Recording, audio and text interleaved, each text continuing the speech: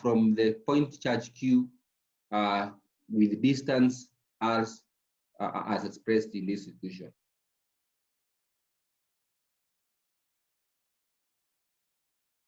God.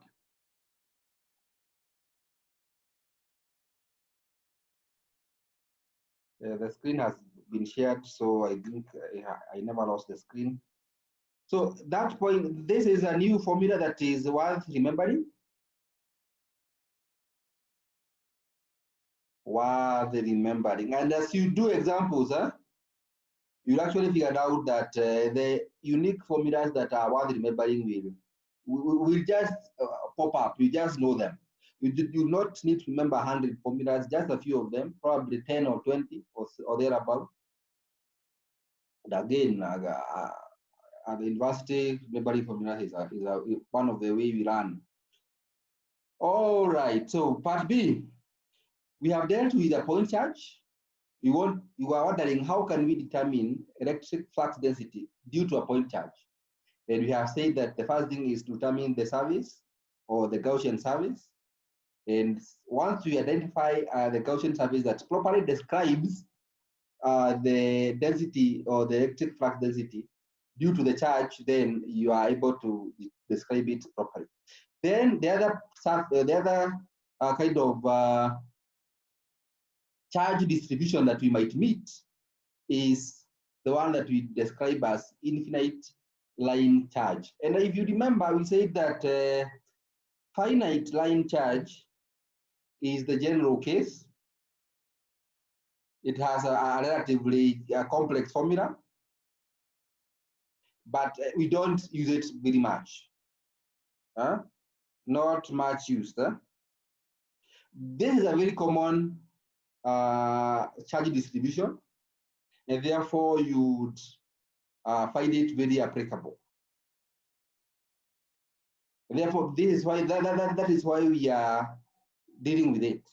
Now, to determine how charge would be distributed for an infinite, okay, not charge, but rather how flux density would be determined from an infinitely charged or an infinitely long line charge, then we do the following. Suppose that the infinite line of uniform charge rho L lies along the z-axis.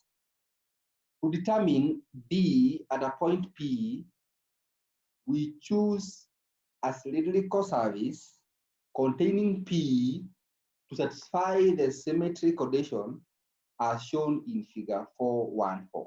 So what we are saying is that this kind of a line is pointed towards the z-axis. If you wanted to find the electric flux density D, due to this infinitely long charge, having charge distribution, charge density rho L, then the best symmetry that describes the Gaussian service is actually cylindrical, because at any point from the line, you might go around the line, but you cannot go to the top of it because it is infinite in length. Then you say the best one is the cylindrical surface.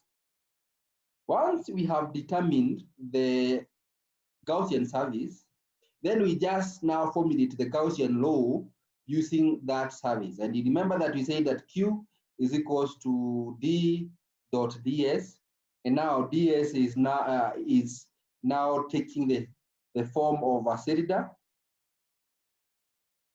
And if you are told to find the area of a cylinder, you can always know that it is obtained by this 2 pi r l.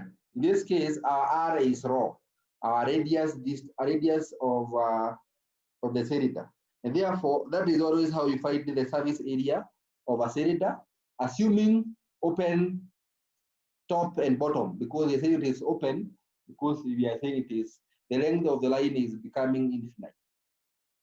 So this is how you find it, and therefore we are saying that Q will be given by d rho, and which is the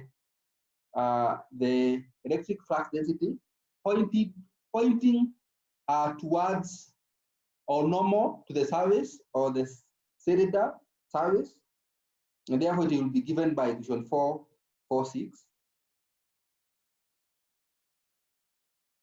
And of course, we have said that you are obtaining that 2 pi rho L as a service of the service area of the Gaussian service, which is the cylindrical service. And we have said that we are assuming that the top and bottom services of the cylinder is 0, because of course, it is approaching infinity. The length, therefore, those will never come into the picture. Or we can also see that there is no Z component along that those two surfaces. Therefore, D is tangential to those surfaces. And thus, where are we? Thus, equation 447 holds. You know how that happens? You know, we have said that equation 446 is coming as follows: that Q is equals to D rho 2 pi rho L.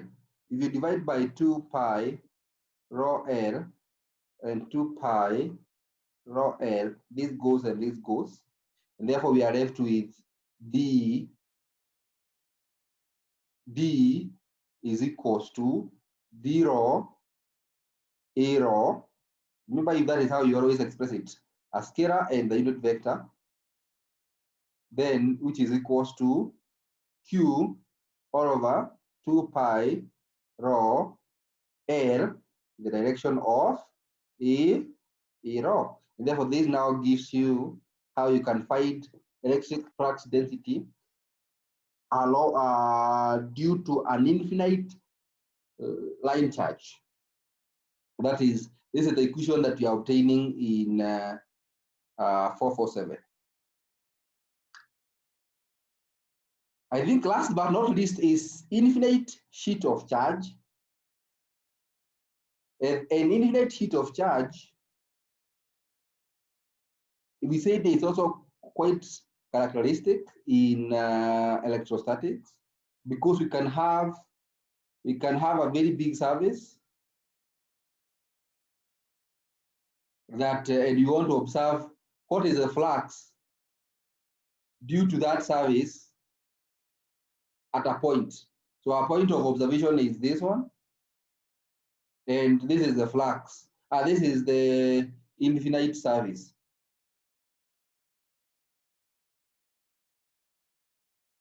And then how do we kind of determine that? So we are saying consider an infinite sheet of uniform charge, rho s, centimeters per meter cube, or coulombs per meter cubic, lying on the z is equals to 0 plane. When anyone tells you z is equals to 0 plane, always know that that is equivalent to the xy plane. When someone tells you y plane, know that, not y plane, rather. When someone tells you that y is equals to 0 plane, that means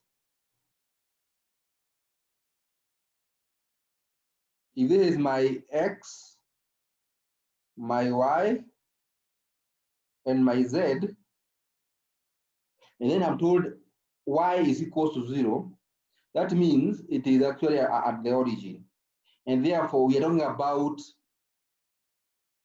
x, z plane. So notice how those two things, someone might refer to xz plane or y is equals to 0 plane. Those two mean the same. And now in this case, z is equals to plane, it simply means that is y or xy plane. I just took some time to make sure that in case you might get confused, that is the meaning of those planes. Now, to determine D at point P, just like I have illustrated at this point,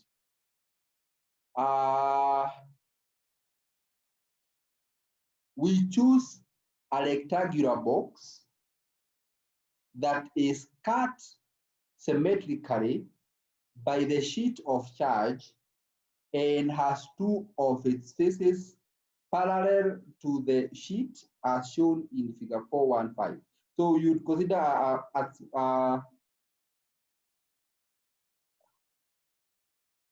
rectangular box, and then say that it has two surfaces, which are one is facing up, the other one is facing bottom. But a better diagram is drawn in figure 415, which is up here.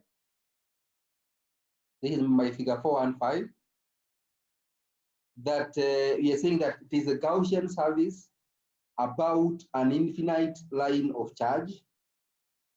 So the shaded, the area shaded by A called A is the one that is cut by the infinite sheet of charge having the charge surface charge density rho s coulombs per meter squared. Therefore, as you can see, the flux density is pointing up as shown by D arrow, and another one is pointing down as shown by D. So, having seen that illustration, we can therefore say that as D is normal to the sheet, then we have said that it was lying along the Z is equals to 0 plane. Therefore, we can say that D is normal to that surface, and it is equals to dz Ez. And then we can be able to apply the Gauss law, which gives us that charge enclosed by the cross surface will be equivalent to the D dot the surface, the elemental surface, which can give us the two surfaces, the top surface and the bottom surface. And then if we can be able to find the top surface and the bottom surface, then we can say that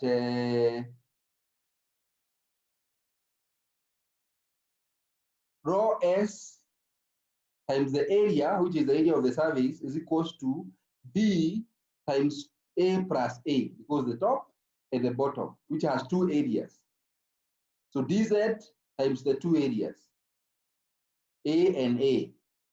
And therefore, we have dz, we just convert equation 249 to give us dz is equals to rho s over area times area over two areas. And you will see actually that this area cancels. And we find, let's say 232 will be dz. So dz is equals to rho s over 2. But we want d, which is a vector, which is equals to dz times az, because dz is clearly pointing along the z direction. And therefore, our final d becomes, you just introduce az here, and you have your d, as now is seen in equation 4, or this equation that I have highlighted here. But what we know is that we can be able to find electric field strength from the electric flux density, because we remember that we said D is equals to epsilon naught E, and therefore we can always be able to obtain this one. And you remember that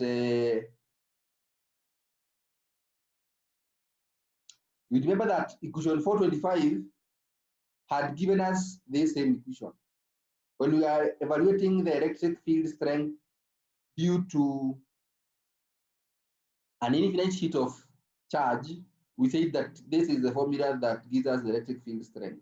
So we are saying that using the other method of the Gauss law, we have actually found out that what we found earlier using the Coulomb's law is actually the same.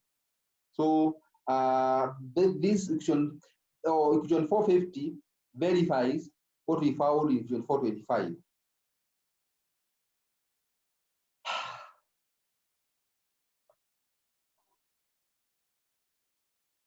Okay, for those who are watching us on YouTube, remember to record your names and registration number on the chat or YouTube live. So we jump to the last item, which is uniformly charged sphere. I told you we normally deal with 4 important charge distributions, and you must always remember that.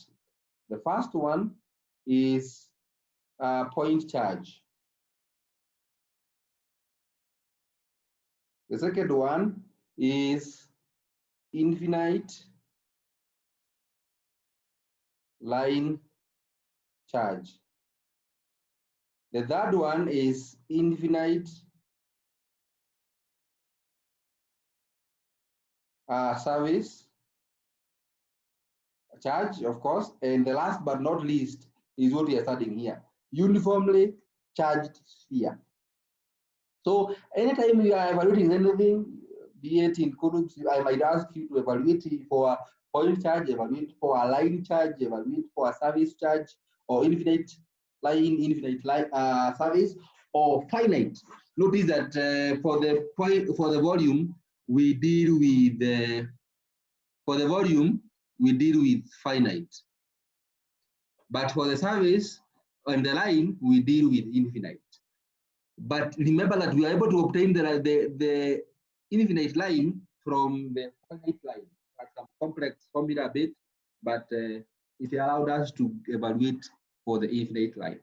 So the last issue we are going to be discussing is this, that uniform finding the electric flux density due to a uniformly charged sphere at a point P. So we are saying consider a sphere of radius A with uniform charge rho naught, of course, having measured in coulombs per meter cubic. And to determine D everywhere, we construct a Gaussian service for 2 cases. One case is R, or the radius, the point of observation is R, which is less than the radius of our sphere, which is uniformly charged. And number 2, the other case, we are going to consider when radius is bigger than or equals to the radius of our sphere. Now, since the charge has spherical symmetry, it is obvious that a service or a spherical service is an appropriate Gaussian service. So again, to remember all these things that we have said, to evaluate for a point charge, we used a spherical symmetry. To evaluate for a line charge, we use cylindrical symmetry. And to evaluate for a service, we used rectangular symmetry or rectangular box. And now to evaluate this, we are using the spherical symmetry. So these are a few points that somehow you might consider summarizing and noticing in your notes. Extremely important. So, well, that is the first point. We have identified that, realistically speaking, the best Gaussian service that you can work with is a spherical symmetry, and so you do that. But now we are considering 2 scenarios when R is less than A and A is the radius of the sphere, and R is bigger than A. And remember, R is the point or the service or the Gaussian service where you are observing the electric flux density. Now, for R is less than A, we start with that case. The total charge enclosed by the spherical service of radius R is obviously given using this equation. If we know, we're talking about a ball. Inside a ball, and you are saying the following. The center is that this big ball has A. This small has A radius, and this smaller ball has R radius. So we are saying that if this entire ball or sphere has charge density rho v, we said that the charge enclosed by the sphere is equals to rho v times the volume. That is something we already said. And the volume was obtained by the volume integral expressed here. So that is nothing new. So once we know the volume charge density, we find the volume by V dV. And therefore, if we have a smaller volume, therefore, now if I use a different color, if I have a smaller volume, my charge density remains to be rho v or rho naught. Doesn't matter, they mean the same thing. Therefore, the charge enclosed by this small volume will simply be equals to the charge density times the small v, call it V1, you multiply. And that small v is simply the one that you are evaluating from this point. And there's a factor of R.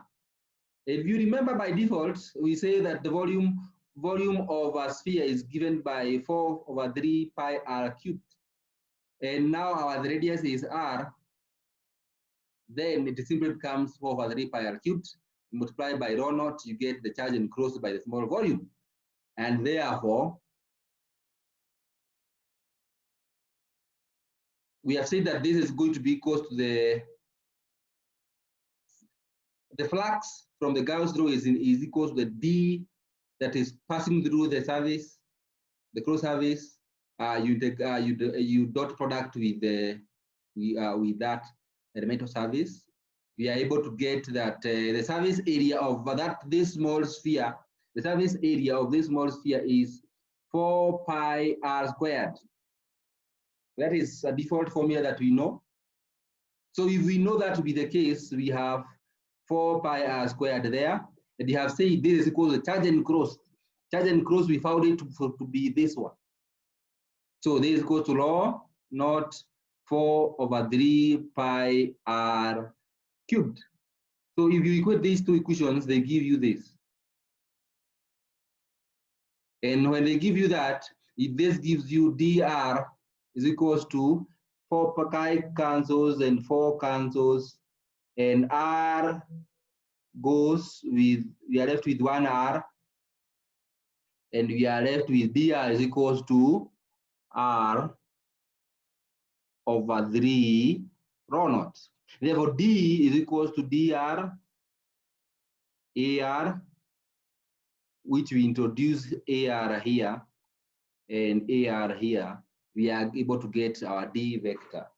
And therefore, equation 453 comes about that d, when radius of observation of the Gaussian surface is less than a, then clearly the d, or the electric flux density, is equal to r/3 rho naught. So it is increasing linearly with radius, or yeah, of course, increasing linearly with radius.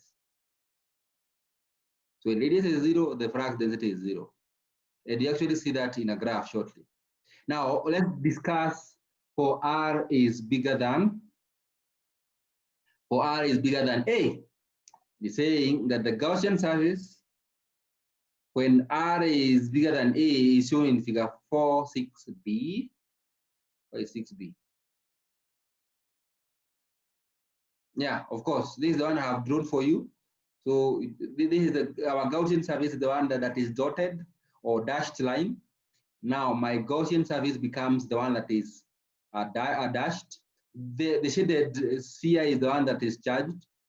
So you want to find what is the electric flux density at radius r from the center, centered by the spherical charged body.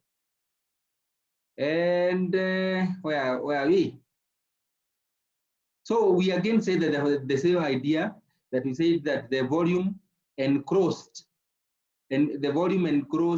by, okay, rather the charge enclosed by this Gaussian surface is the same. It has not changed. Even if our radius has increased, the volume, our charge is the same as the original one. So we still have the same old formula, but now we are using the radius A. Notice that we are not using R anymore, even if R is different, but we are saying that the volume and the charge enclosed here in this Gaussian surface is simply the original enclosed charge, which we found out to be rho naught 4/3 pi a cubed. And the surface, actually, the surface has changed. Because now we want to evaluate phi is equals to d dot ds cross surface. But now the surface is now dependent on R, not on A. And therefore, what you actually observe with the surface is simply, you actually, without even going there, we know that the surface of this sphere is simply going to be 4 pi r squared. And we have said that the d is equals to d, we said this equation gives us d ds. We are now saying becomes dr 4 pi r squared. We are saying that this is equals to this, the charge enclosed is equals to the psi. We are applying the Gaussian or the Gauss law. So when you equate those two, you actually come here. We have found this to be the case, and we have already found, so we are equating these two items. This is the psi, and this is the charge enclosed. We're saying they are always equal. So when you equate, you find that dr, of course, 4 pi goes, 4 goes, and we are left with this formula. And those two formulas can be summarized in equation 457, that d, when r is less than a, takes this shape, and it is bigger than a, takes that shape. And if you are to graph that, you'd actually see that the d is varying as per this graph, that as r increases from 0 to a, the d increases linearly. But then as r increases beyond a, then the d, or electric flux density, decreases. This is not linearly, this is not exponentially, this is quadratically with respect to r squared. And so that is as expressed as that. That marks the end of today's lecture. So if you have any comment, question, or clarification, you can ask. Next, hoping we'll find some time to do tutorials or more examples. Take some time to look at example 4.8, which illustrates the concept we have gone through today. And yeah, that marks the end. So if there's any question, you can always ask. But if there is no question,